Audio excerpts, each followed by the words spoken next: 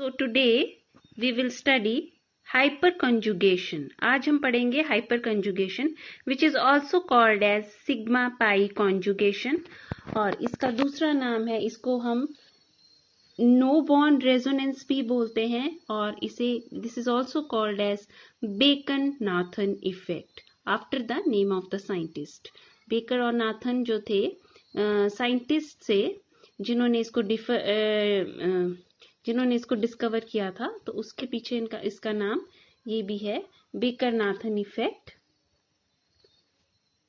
Baker-Nathan effect भी कहा जाता है इसको। तो इसमें क्या होता है, alpha hydrogens, presence of alpha hydrogens is must. अब अल्फा हाइड्रोजन्स क्या होते हैं? Alpha hydrogens are hydrogens which are attached to alpha carbons.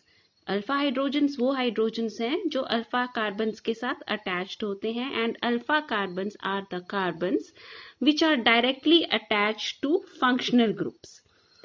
जो कार्बन जो डायरेक्टली फंक्शनल ग्रुप से अटैच्ड होते हैं, फंक्शनल ग्रुप में कोई भी ग्रुप आ सकता है, जैसे OH, Cl, COOH। अगर कोई कार्बन में C डबल बॉन्ड O है तो उसको भी हम एक फंक्शनल कार्बन की तरह लेंगे। C ट्रिपल बॉन्ड है, उसको भी हम फंक्शनल कार्बन लेंगे। कोई कार्बोकेटाइन है तो उसको भी हम एक फंक्शनल कार्बन लेंगे। और जो the carbon next to that carbon, अगला उस जो फंक्शनल ग्रुप वाला कार्बन होता है उससे जो अगला कार्बन होता है, उसके जो एडजेसेंट कार्बन होता है, उसको हम अल्फा कार्बन बोलते हैं। जैसे ये देखिए एग्जाम्पल के लिए, this is CH3CH2Cl ethyl chloride. Here chloride is the Cl is the functional group. Now the functional the carbon next to this Cl is this. So this is called as alpha carbon, and the further next carbon that will be called as beta carbon. Now the hydrogens which are attached to this carbon, they are called as alpha hydrogens. तो इसमें कितनी alpha hydrogens हैं? 2 alpha hydrogens हैं हमारे पास और we have 1 alpha carbon. Then इसमें ये देखिए next example, in the next example we have CH3CH double bond CH यहाँ पे CH डबल बॉन्ड CH है। सो ये तो these carbons they will be taken as functional carbons. So the carbons next to this one and this one, they are the alpha carbons. जो functional group के अगले next carbon होते हैं उनको हम अल्फा कार्बन बोलते हैं, जैसे this one and this one. So अब जो हाइड्रोजन्स इनके साथ अटैच्ड हैं, they are alpha hydrogens. So there are 6 alpha hydrogens and 2 this one and this one, 2 alpha carbons in this. Then we will take another example. See here, C यहाँ पे carbon है, C double bond C. So the carbons next to this, इसके अगले carbon कौन से होंगे? एक तो ये और ये और ये और ये, इमीडिएट नेक्स्ट जो होते हैं। So the how many alpha carbons? 1, 2, 3 and 4. And how many alpha hydrogens? 3 here, 3 here, 6 हो गई हमारे पास। और यहाँ पे हमारे पास कितनी आएंगी हाइड्रोजन्स? 4। 2 हाइड्रोजन्स यहाँ पे, 2 हाइड्रोजन्स यहाँ पे, तो 4। So there are 10 alpha hydrogens and 4 alpha carbons here. Then next example ये देखिए, CH3CHO। Here CHO is the functional group, aldehydic group, and the carbon next to it, this is the alpha carbon, and hydrogens attached to it are the alpha hydrogens. So we have 1 alpha carbon here and 3 alpha hydrogens. Then next we have this ketone, CH3 C double bond O CH3. Here what is the functional group carbon? This is C double bond O is the functional group, keto group, and the carbon next to it, this CH3, this is the alpha carbon and this is also the alpha carbon because they are next adjacent to the functional group carbon. तो इसमें कितने alpha carbons हैं? There are 2 alpha carbons. और कितनी alpha hydrogens हैं इसमें? There are 6 alpha hydrogens. In the similar manner अगर हमारे पास कोई कार्बोकेटाइन है, जैसे यहाँ पे मैं एक एग्जाम्पल देती हूँ आपको, this is the primary carbocation का एक एग्जाम्पल लिखते हैं हम यहाँ पे, CH3CH2, ये देखिए। तो यहाँ पे हम इस वाले जो कार्बन को, ये लिखा है CH3CH2, तो इस कार्बन को हम फंक्शनल कार्बन लेंगे। अब the carbon next to it, this one, this is the alpha carbon, and the hydrogens which are attached to this carbon, they are the alpha hydrogens. Now this is all about alpha carbon and alpha hydrogen, because presence of alpha carbon and alpha hydrogens is must for the concept of hyperconjugation. Without it, the hyperconjugation will not occur. So next we will do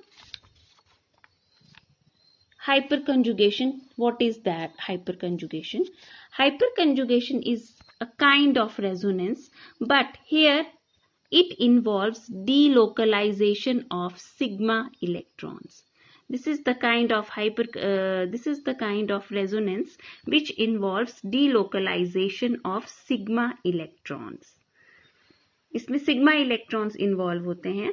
तो यहाँ पे देखिए, we are taking the example of a carbocation. I told you in the previous example that this is the functional carbon here. So the carbon next to it, this is the alpha carbon. Now this alpha carbon, it is having 3 hydrogens. So how the resonance will occur? This sigma bond, this is the sigma bond. Now this carbon is electron deficient. इसके पास electrons कम हैं, इसका octet complete नहीं है, इसके पास 6 electrons ही हैं। इसको अपना octet complete करने के लिए 8 इलेक्ट्रॉन्स चाहिए इस कार्बन को। तो क्या होता है, सिग्मा इलेक्ट्रॉन्स यहां से मूव करते हैं इस तरह। Sigma electrons will move here double bond is formed. See but this hydrogen, because इसने अपने दोनों इलेक्ट्रॉन्स यहाँ पे दे दिए हैं, तो इसके ऊपर पॉजिटिव चार्ज आ जाएगा। इस तरह कोई भी अल्फा हाइड्रोजन जो है, एनी ऑफ दीज, इस तरह के स्ट्रक्चर फॉर्म कर सकती है। दूसरा हाइड्रोजन फॉर्म करेगा तो इस तरह का बनेगा, तीसरा हाइड्रोजन अगर ये स्ट्रक्चर बनाता है तो इस तरह बनेगा।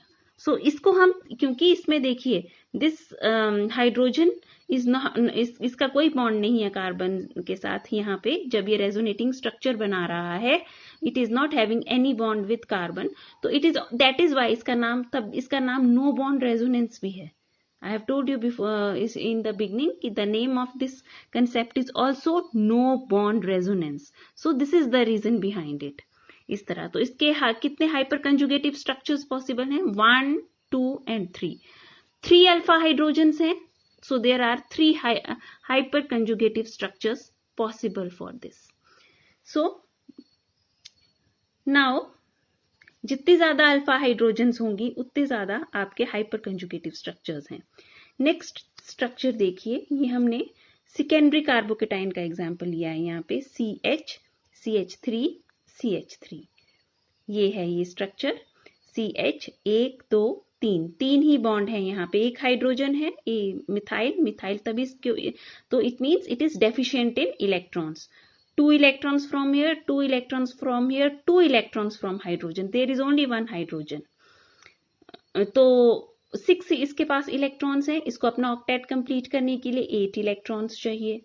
It needs 8 electrons. So now how many alpha hydrogens? 6 alpha hydrogens. So 6 hyperconjugative structures are possible here. I will show you how they are made. First of all हम इस वाले मिथाइल ग्रुप को लेते हैं, this methyl group we have taken here.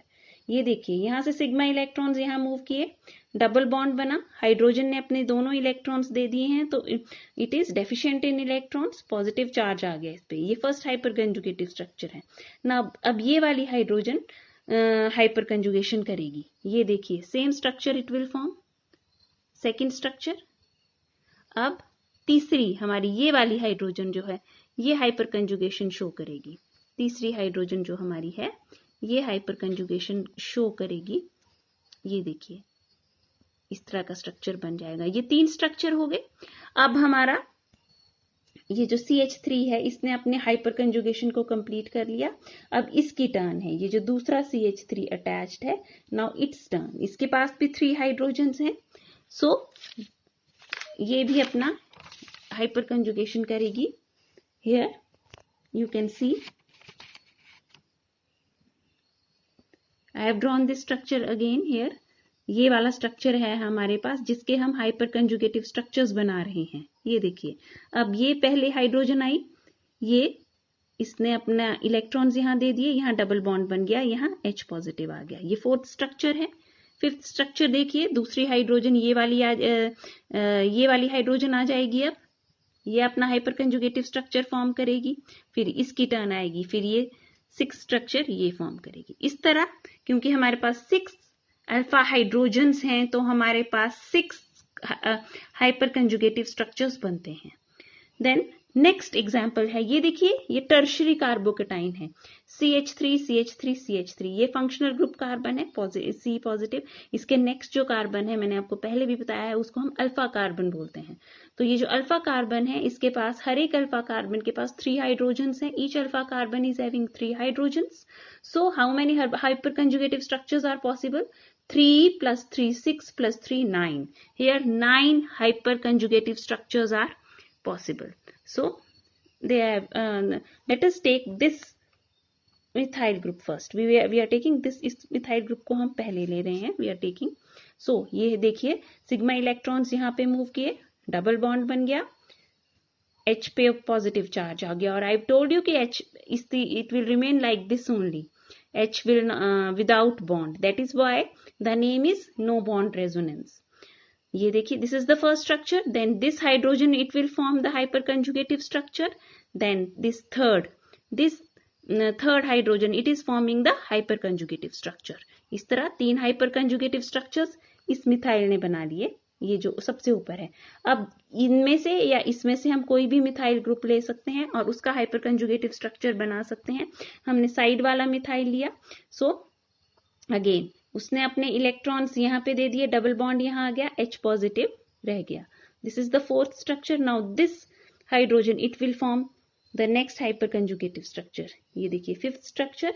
Then this last one, ये जो है नीचे वाला, this will form the next hyperconjugative structure, sixth. Then in the seventh structure, अब ये देखिए, अब ये वाला CH3 आएगा. इसके और इसके जो CH3 ऊपर वाला था, this high CH3 and this CH3, इसके साथ हमने हाइपर कंजुगेटिव स्ट्रक्चर्स फॉर्म कर लिए. 6 hyperconjugative structures have been formed.